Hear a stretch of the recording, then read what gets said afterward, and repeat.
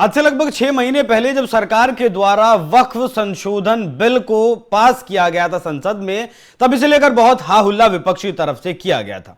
हालांकि सरकार का यह कहना था, यह मानना था कि वक्फ की संपत्तियों का सही तरीके से संरक्षण हो सके, उनसे होने वाली जो आय है उसे सही तरीके से संशोधित किया जा सके या फिर सही जगह पर उसे लगाया जा सके। इसलिए जो वक्फ की संपत्तियां हैं वो रजिस्टर्ड करवानी होंगी, उम्मीद करके एक एप्लीकेशन सरकार के द्वारा बनाया गया था।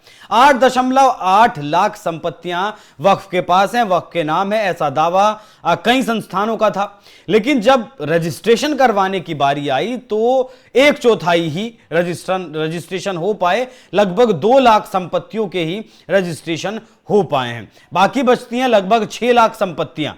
तो अब इन संपत्तियों का क्या होगा, क्यों इनका रजिस्ट्रेशन नहीं हुआ, इन सभी विषयों पर चर्चा करेंगे। मैं हूं आपके साथ अभिषेक पुंडीर और मेरे साथ मौजूद हैं निपुण आलम बयान जी। सर, बहुत स्वागत है आपका। बहुत धन्यवाद। ये जो डेडलाइन खत्म हुई है अब वक्फ की जमीनों का रजिस्ट्रेशन करवाने की, और जिसके बाद जो जमीनें रजिस्टर्ड नहीं हुई हैं, ये पूरा प्रोसेस क्या था, अब इन जमीनों को क्या होगा, विस्तार से आसान भाषा में इसे समझाइएगा।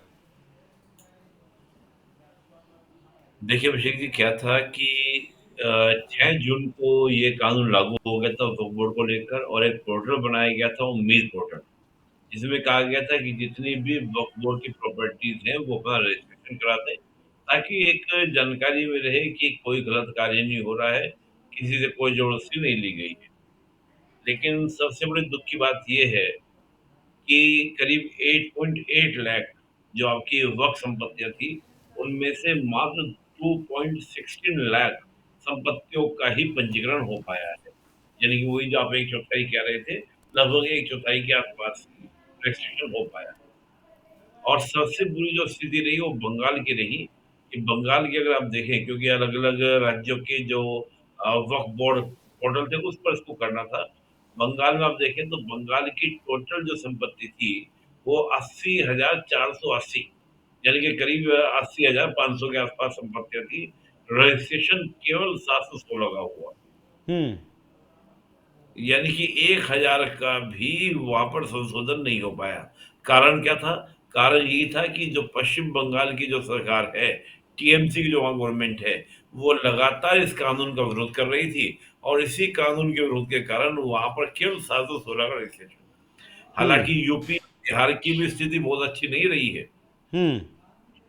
अगर हम यूपी की बात भी करें तो यूपी में हम देखें, जो सुन्नी वक्फ बोर्ड है उसके पास टोटल जो संपत्तियां थी 12,982 थी, और करीब 11% ही रजिस्टर्ड हो पाई।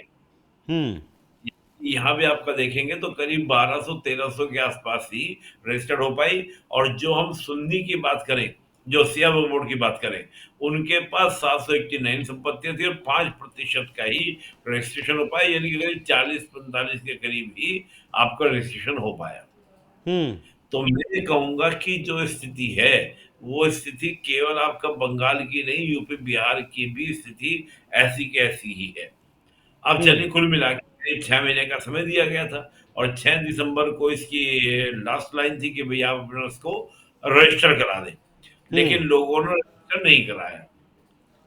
कुछ हम्म। लोगों के, मैं देख रहा था, कुछ लोगों का कहना ये है कि हम इसलिए नहीं कर पाए रजिस्ट्रेशन क्योंकि सैकड़ों सालों पहले किसी ने जमीन दी थी, तो उसके जो रियल मालिक थे, जिन्होंने हमको, जो मुतवल्ली थे, उनका जानकारी नहीं मिल पा रही है, कौन करने वाला है, कैसे है, किससे ली गई थी, पूरी जो चैन है, मतलब बहुत सारी चीजें वो नई नई बातें सब बता रहे हैं। हम्म। अब दो बातें हैं भाई, सैकड़ों साल पहले भी अगर किसी ने कोई आपको प्रॉपर्टी दी, ये तो बड़ी वो हो जाएगी ना बात, कि भाई आपके पास इतनी बड़ी प्रॉपर्टी किसी ने दान आपको दी, और आपके पास उसकी डॉक्यूमेंट नहीं, कागज नहीं है, तो ये हम्म। भी तो हो सकता है कि आपने कब्जा कर रखी हो। हम्म। दस तरह की बात निकल कर आती है कि भाई हम्म। मान लीजिए आपको अगर किसी ने 20 बीघा जमीन दे दी, 10-15 एकड़ जमीन आपको दी हुई है, जगह दी हुई है, और आपके पास उसकी फोटो नहीं है, मतलब आपके पास उसकी फोटो नहीं है, उसकी कुछ भी डॉक्यूमेंट नहीं है, तो हम कैसे मान लें कि भाई आपके पास में वो सही है? हम्म। तो ये जो बातें हैं कहीं न कहीं, हालाँकि अभी हम देखें, जो हमारे केंद्रीय अल्पसंख्यक कार्य मंत्री जो किरेन रिजिजू हैं, उन्होंने इस बात को लेकर कहा कि देखिए 3 महीने का हमने समय दिया था, जो रजिस्ट्रेशन नहीं करा पाए, अभी तो उन पे कोई जुर्माना नहीं लगाएँगे, लेकिन अभी देखो आगे समय सीमा और बढ़ाने का हम रास्ता निकाल रहे हैं कि आगे कैसे और रास्ता निकाला जाए और कैसे रजिस्ट्रेशन पूरे कराए जाएँ। हम्म। अच्छा, बाकी जो जमीनें बच जाएंगी जिनका रजिस्ट्रेशन नहीं होगा उनका क्या होगा? सरकार के कब्जे में जाएंगी? क्या होगा उनका?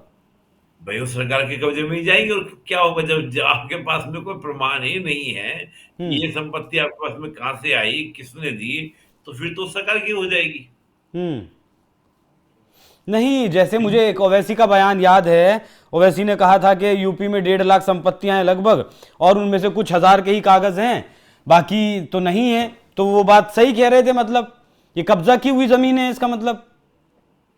मैं वही तो बात कह रहा हूँ कि मैं भी तो ये बात कही कि भई आपके पास में अगर सैकड़ों एकड़ ज़मीन आपके पास में है, तो उसका आपके पास में कोई डॉक्यूमेंट तो होगा ना। भई हम एक छोटा-सा झोपड़ा भी अगर खुद बनाते हैं, तो उसका भी पेपर हम सँभाल के रखते हैं। हम्म। हाँ कि नहीं? हम्म। और आप कहोगे जी मिलेगी नहीं, भई कैसे नहीं मिलेगी? आप तहसील जाइए, तहसील से डॉक्यूमेंट निकलवाइए, कहीं न कहीं से कुछ तो कुछ तो मिलेगा ही। 100 साल पहले, 200 साल पहले, 300 साल पहले क्या तहसील किस लिए थी और हम्म। किस लिए हैं?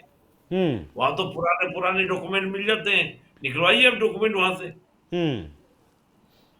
कुछ कुछ तो आपका प्रमाण होगा ना कि भई कुछ बताएँगे कि मेरे 3 पीढ़ी पहले दिया गया था, 4 पीढ़ी पहले दिया गया था, किसी ने कुछ तो आपको रास्ता निकलेगा ना वहाँ पर। हम्म। और चलो अगर अनियमितताएँ थी तो ये तो कोई बात नहीं है कि आपने अगर अनियमितताएँ बरती हैं तो आगे भी उन अनियमितताओं को लेके चलें। सही, जाहिर सी बात है, इसीलिए तो सरकार बिल लेकर आई है, संशोधन किया गया। भाई अनियमितताओं से कब तक हम चलते रहेंगे? कब तक आपका हम लोग रूल ऑफ लॉ का फॉलो नहीं करेंगे? हम्म। तो ये बात है। ठीक है, बाकी तारीख हो सकता है कि बढ़ाई जाए, नहीं बढ़ाई जाए, जो नहीं, बिल। नहीं बढ़ाई जाएगी।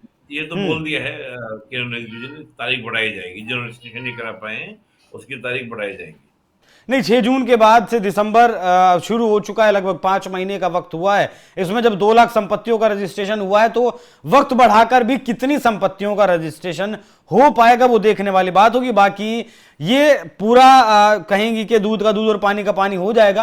किन जमीनों पर अवैध तरीके से कब्जे किए हुए थे, किन सरकारी जमीनों पर अवैध कब्जे किए हुए थे, कौन सी जमीन वक्फ की है वाकई में, कौन सी नहीं है, क्योंकि कह दिया कहीं मस्जिद बना दी या फिर मदरसा बना दिया, नमाज पढ़नी शुरू कर दी, तो कह दिया ये अल्लाह के काम में इस्तेमाल होने वाली जमीन है, मतलब वक्फ की है। वो सिस्टम अब नहीं चलेगा। बाकी 6 लाख संपत्तियों पर गाज गिरने की तैयारी शुरू हो चुकी है। अब देखना होगा कि इनमें से कितनी संपत्तियों का रजिस्ट्रेशन हो पाता है या नहीं। बाकी निपुण सर, बहुत धन्यवाद आपका इस पर चर्चा करने के लिए। दर्शकों, आप इस विषय पर क्या सोचते हैं, कमेंट बॉक्स में अपनी राय जरूर बताइएगा। नमस्कार।